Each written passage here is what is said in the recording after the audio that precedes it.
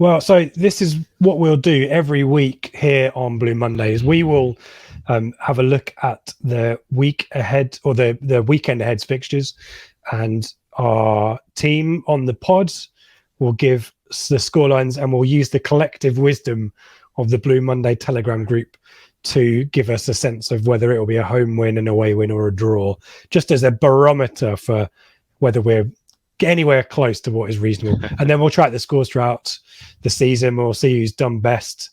And we obviously want to hear from you as well. So get your comments in. This will go down the YouTube feed. So we want to hear from you.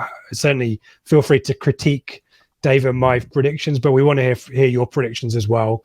And obviously, I think, again, this is hashtag caveat season. We haven't seen anyone play apart from Ipswich so far. So do give us the benefit of the doubt week one. Certainly from next week on, you can be a little bit more critical, but be kind, folks, be kind. So let's put them up on the screen and we can talk through them. Dave, first up, Crington Stanley versus Charlton. You're going for an away win there. I thought Charlton seemingly made some sort of reasonable signings. Got McGrandles in from Lincoln, I think. Stephen Sessegnon again on loan from Spurs. I know Connor Washington went, but Jack Payne also they got in. Also, I've always liked midfielder. So I just see that as, I mean, obviously Accrington have lost Colby Bishop now. I'm feeling an away win there. I'm feeling and the old football pool's a 3-pointer there. Well, I've gone for the draw. I'm early doors. I'm getting my draws in. I do that. That rhymed, didn't it? Well, when I first looked at all these games last night, I thought, I've got to look at my predictions. I think I had every 1-1 other than Ipswich. It's tricky. It's tricky opening week, but I think Charlton's still in this. I mean, basically, it's Swindon Mark 2 at the moment at Charlton with Ben Garner just gone in there. So I think it's probably a little bit early to expect them to go winning, but I kind of understand the sentiment in terms of a Charlton win, because Accrington, as you said, a bit weaker. I think it's a longer way to go opening day, so I've kind of hedged my bets. And the Blue Monday Telegram that could be my dark horse result. That one might maybe outlier. So outlier. Oh, there's another one in mine in there that could be another outlier, I think. Well, let's chat Bristol Rovers, Forest Green Rovers, the battle of two of the promoted teams. I've gone for a 1-0, which again the Blue Monday Telegram group have endorsed by majority, but you're going for a just going for 1-1 Forest Green, first game at that level, keen to obviously impress themselves from the off, so that's what swayed me a little bit there. It's difficult. Obviously Bristol Rovers coming back to that level, but not a huge way to go for an away game, is it? No. Forest Green down to Bristol, so that's where I saw that one. Cancelling each other out, fair enough. Cambridge MK Dons, we've both gone for a 2-1 at the Blue Monday group. There was actually quite a lot of sentiment for a draw. 45% I think went for the draw and 5% for Cambridge, but I think MK, Dave, we've obviously spoke about them on our season preview with Gab Sutton.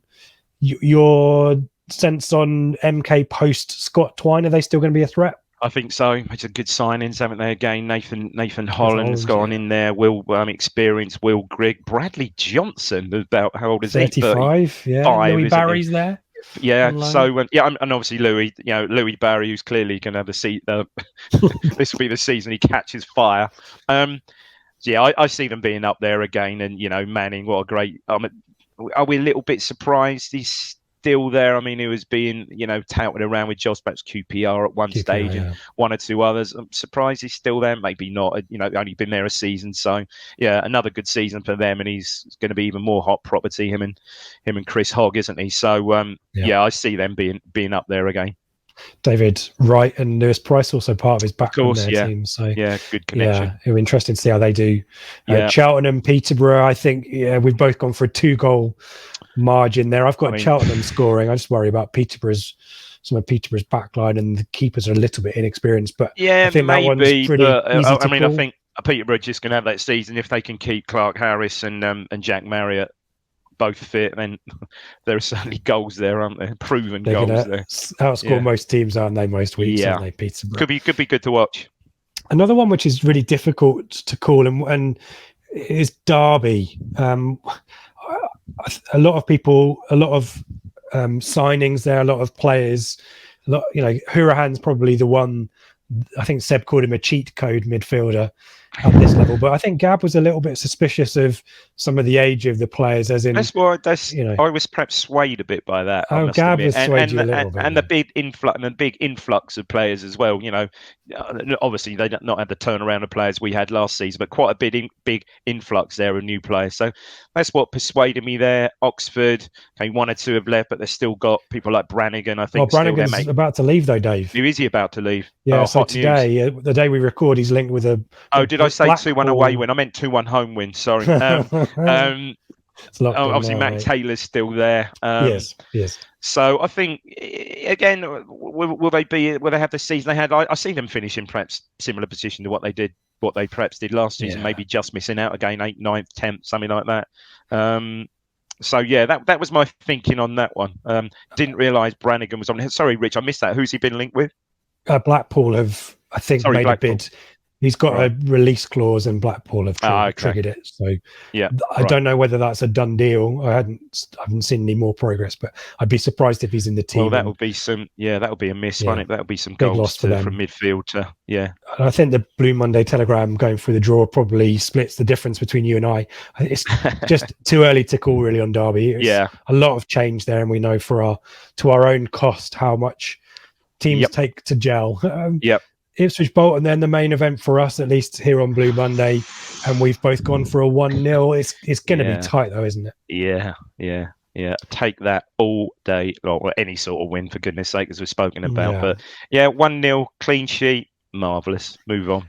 We'll take the clean sheet as well, and maybe some blue tinted spectacles here on Blue Monday. But you have to forgive us for that. Lincoln Exeter again. We've both gone down the side of a 1-0, but different ways. What's your think on an extra good signing, Jamal Blackman on Blackman? And I saw that decent signing. I just think Lincoln didn't have a great season at all last year. No, Mark Kennedy gone in there. No, not at all. So obviously Mark Kennedy. So I see again Exeter coming up, something to prove. I just thought that looks like an away win to me. Good stuff. Morecambe and Shrewsbury. I've gone for a draw for similar reasons, for just the distance. I guess Shrewsbury isn't too far actually in comparison to Ipswich. So maybe we were talking just before we started recording. You've gone for the away win there. We like Shrewsbury recruitment, don't we? Yeah, we do. Crikey. O'Brien from Pompey, Jordan Shipley, who I always quite liked, and also Dunkley, the Sheffield Wednesday centre half, solid, decent player at that level. So I think they've recruited quite well. They surprised people, but I see them. And what were they, 18th, 19th, 18th last season? I see them having perhaps an improvement on that, given who they've signed. Yeah, I think that's a fair shout. Plymouth Barnsley, another tussle between sides expected to be challenging for playoffs. I've gone for a home win. You've gone for the draw, but there's not going to be much in that one either. Nailed on Brace for Norwood on his march to 30 goals. Yeah, we're going to have to keep an eye on Norwood, aren't we? It's one of those ones, isn't it? It's like Jordan Rhodes scoring for Huddersfield, isn't it? And at least he did it in a different division. But that's true. And then, another we've gone 0-0's Port. We're not excited by the prospect of Port Vale versus Fleetwood. Fleetwood have made great business though as well, haven't they? Looked at that. Fleetwood, I think so. Yeah, Callum Morgan, Josh Vela, Callum Morgan, great signing. Yeah, who I think again we were. Scott Brown in charge. About, or maybe that was just TWT sort of rumor linked with Callum Morton, but I really liked him last season. Very athletic, put himself about, didn't he? The Port Vale, not really know too much about how sort of see. You'd expect them to sort of perhaps struggle towards the bottom of the table. So nailed on 0-0, surely that one. Well, Gab, 4-4. Our good mate Gab has got strong positive feelings about Port Vale. His 1-24 is also available. Made definitely some eye-opening predictions there. I think all 3 promoted sides, I think he's predicted to survive. Wow. I don't think we're as confident with Port Vale, but no. I think he seems to rate Darryl Clark and is expecting signings to be made there. So we'll wait and see on that one. Another kind of tussle of teams with ambitions for top six. So I suspect probably Sheffield Wednesday have more ambitions at this stage than Portsmouth, but we're both going for a 2-0 margin victory for Sheffield Wednesday. Gab was certainly a little bit on the fence about Darren Moore. What's your thoughts on Darren Moore and Sheffield Wednesday? Are they going to strong? I think they've recruited pretty well. Michael Smith, Ikiri from Ikiri also. Vokes, the midfield player, good quality, strong signings there. So yeah, I see them being right up there again. Certainly top 4 easily, if not automatic. And what about Portsmouth? Obviously, Colby Bishop and Joe Piggott probably. Joe Piggott will be that'll be an interesting one. An interesting one, won't it? Who's going to score more, Norwood or Piggott? Over the season, you think Norwood, wouldn't you? But it'll just be typical us that Piggott sets it alive. But at least we haven't got a recall on him, but he's still so. If he does set it alight, he's still our player. But Norwood was always going to leave. I think that just got beyond everything. Norwood was going to go. So out the two, I see Norwood scoring more. I think if he can stay injury free. Yeah, let us know in the comments if you've got any thoughts about that one, Barnsley and Portsmouth fans. And finally, Wickham, another again team with top 6 aspirations, but probably in terms of recruitment, maybe still a few bodies short. They've lost experience and certainly some characters, some leaders. But Bayo has finally hung up his boots. Yeah, he has. Now playing for #United in pre-season, I think. I don't know if that was he? I'm not sure whether that's a permanent thing or not, but we've both gone for a home win, and I think that's more of a reflection of Burton and not really strengthened, have they, Dave? It's a weird one, Burton. No, they haven't. No, saw good old Danny Rowe has left. He's without a club again. When he played, I always thought there was something about him. What was that? He played for us, came on a sub, and I tell you, it was against Blackburn, and they had Gallagher went in goal, and he came on a sub, and literally first touch had this 30-yard volley that was destined for the top corner, and Gallagher, the forward, was in goal. I think keeper must have got sent off. He must have done. I can't recall why. Yeah, he did. And made a worldy save. It just summed up his time at Ipswich, really. That goes in different. Who knows? Yeah, and he had a. I remember. Do you remember we beat Burton on the opening day, 1920 season, and was Rowe who scored it? Was it Garbett?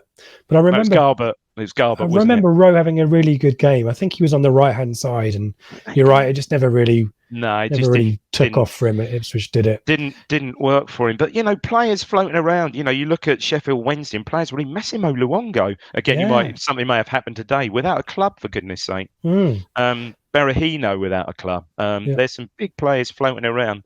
Good to see Backinson got a move. Yep.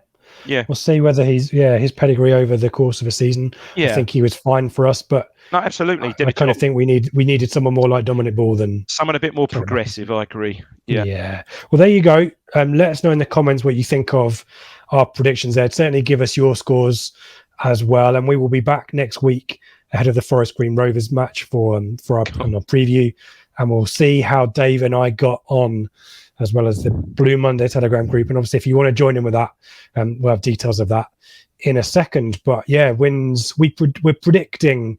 I think we're probably who have we got definitives on? Wins for MK Dons, wins for Peterborough. I think wins so. for Ipswich. Sheffield Wednesday and Wickham, I'd say. Yeah, I think so. Yeah, there you go. No surprises here on Blue Monday. We'll be back to see how we get on next week.